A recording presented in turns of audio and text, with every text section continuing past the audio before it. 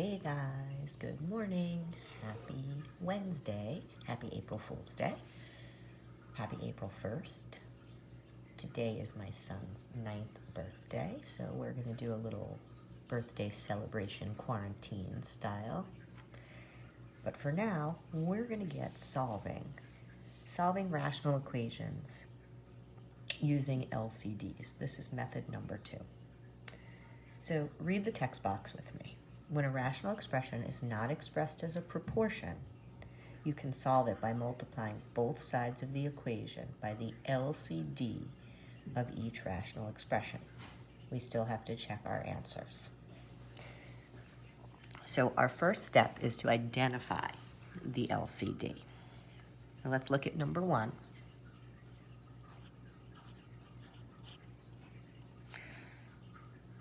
Hopefully you're feeling pretty comfortable identifying the LCDs at this point. For number 1, does everyone agree that the LCD is 4x? Okay, so this says I'm going to multiply both sides of the equation by 4x. Now I'm going to multiply by 4x over 1, not 4x over 4x. It doesn't say to multiply both the numerator and denominator by the LCD. That's what we were doing to add and subtract, unlike denominators. We are actually just going to multiply both sides of the equation by the expression 4x, which is technically 4x over 1. So I'm going to throw a big set of parentheses around here. Put a 4x over 1 out here. So this 4x over 1 has to multiply to every piece of the equation. The difference, let me go back up here for a minute, is when we were working with adding and subtracting, we had to keep each fraction, we couldn't change its value, right? If we go over here, the reason, now we're working with an equation. I can do whatever I want on the left side of an equation, as long as I do the same thing on the right side of the equation, right? It keeps a balanced equation. So that's why the rules change over here, because we're working with an equation, not an addition or subtraction problem, okay? Now, the lazy man's way of doing this, now let me rewrite it one time, and then I'm going to do the lazy man way. The lazy man way, if I'm multiplying every single piece by 4x over 1, I'm basically just multiplying each numerator by a 4x. So I'm going to wedge them up here in the numerators. Look at that. This is 20. This is 7x. And this is negative 36.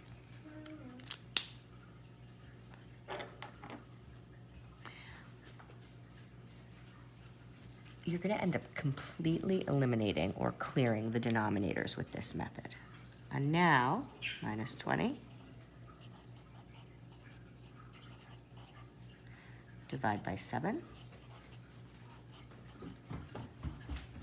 and we get a solution that we hope is not extraneous. Don't forget about the extraneous solution. So we still have to do a check.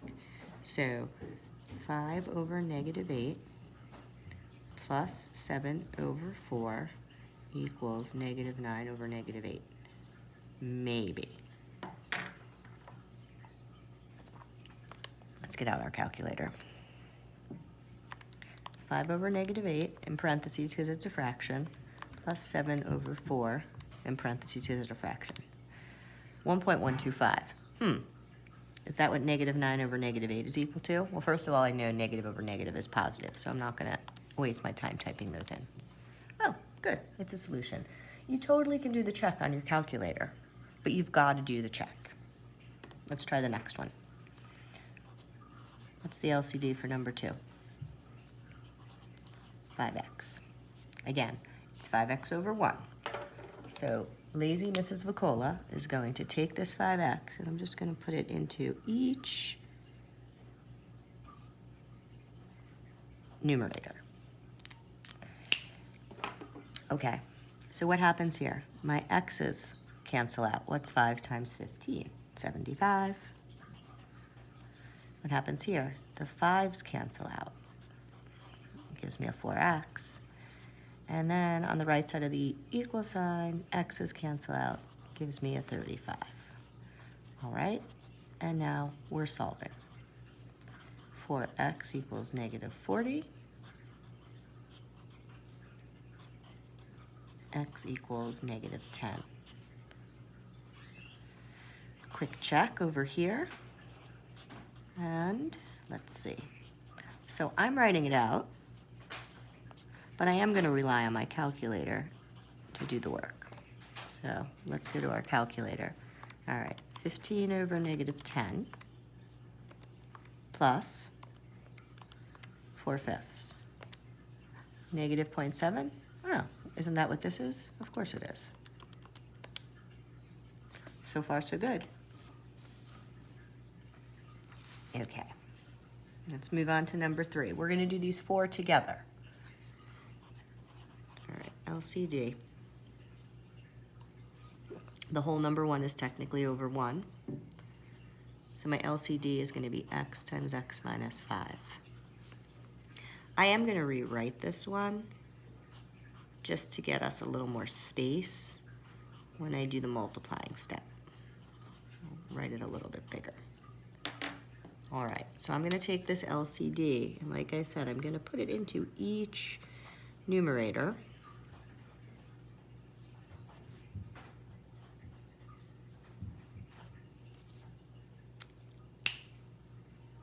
And we're going to be a little bit careful with this one right here because of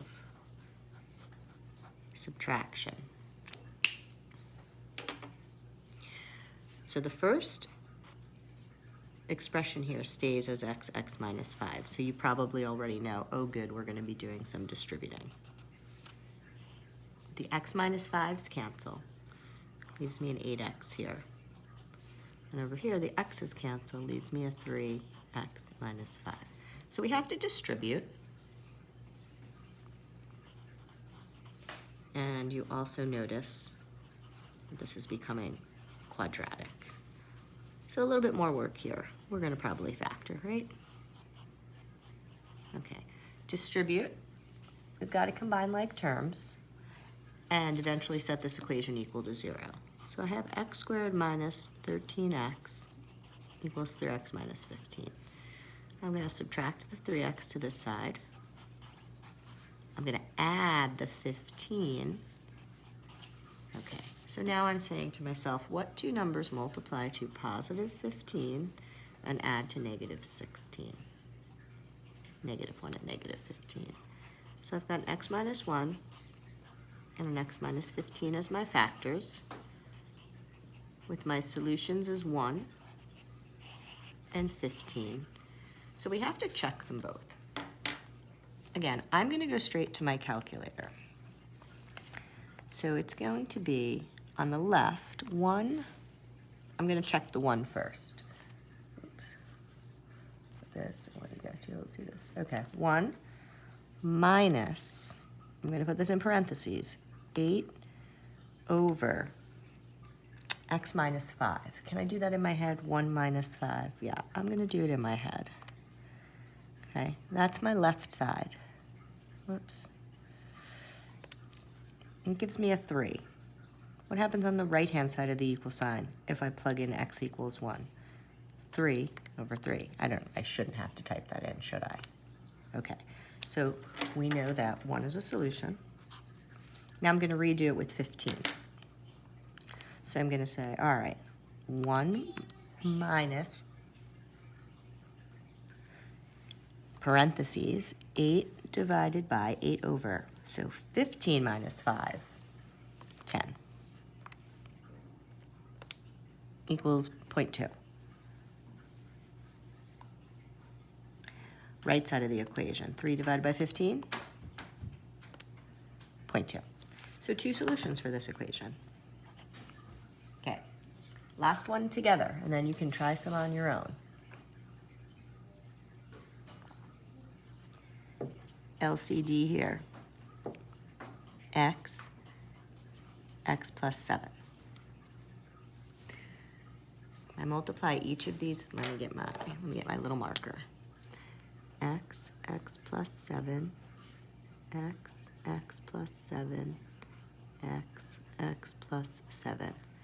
All right. So on the left side, these X plus 7s are going to completely cancel because there's 1 over itself, which is equivalent to 1. So this is 12X equals. Now, 1 times anything, just leave this alone. Again, subtraction, always keep your eyes out. Okay, those X's cancel. 12X plus 7. It looks so much nicer once we eliminate denominators. Sorry, guys. Okay, can you see it? All right, distribute. X squared plus 7X. Okay, watch this negative when you distribute. Minus 12X. Ooh, 12 times 7, 84.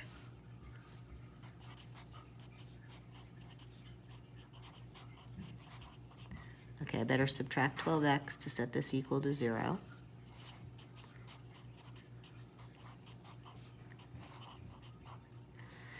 All right, I have to factor, and I need to find factors of negative 84 that add up to negative 17. That's what my calculator is for. Let's see, negative 84 divided by 2, negative 84 divided by 3, negative 84 divided by 4, oh, 4 and negative 21.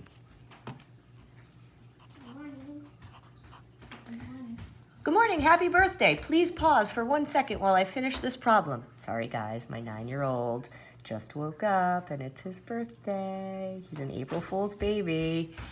Sam, give me 30 seconds to finish this problem with my class. Sorry guys. Okay. So, shh. The struggle is real, guys. The struggle is real. See what I'm dealing with? I wish I was back in the classroom with you. All right, X equals 21, X equals negative 4. We think these are our solutions. You still have to do your check. So one last time, I'm grabbing my calculator. I'm gonna start with the 21. I'm gonna go over here.